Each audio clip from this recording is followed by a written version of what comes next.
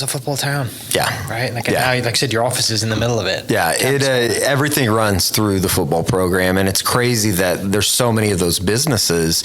And I think this is like the exciting part about going to the SECs. There's so many people that are entrepreneurs right now that are funneling money into Norman because they know the money that's going to come out when you have an Alabama fan base coming to Norman, or you have a Tennessee fan base coming to Norman.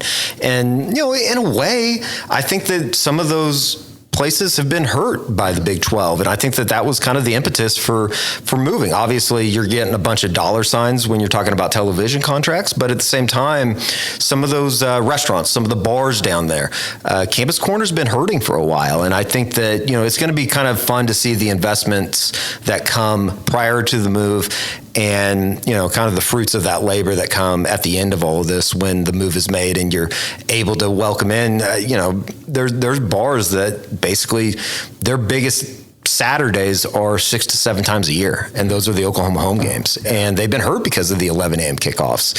So I'm happy for those people. Obviously, from like a personal standpoint, it's great for business. I mean, the fandom and the passion that come with SEC fan bases is probably, I don't know if it can be compared to anything because of the money that will come in, and even Oklahoma City to a certain extent, of people that will come stay at the Omni for a game down in Norman. And you could say the same thing in Stillwater to a certain extent, but I think it's just going to be that much greater. And especially when you're talking about an Alabama coming to Norman in 2024, you're probably talking about maybe one of the biggest game days down in Norman in maybe a decade, probably like since, Ohio State came, or like a Notre Dame came in 2012. Like, it's been a long time since they've had the quote unquote big game in Norman. Yeah.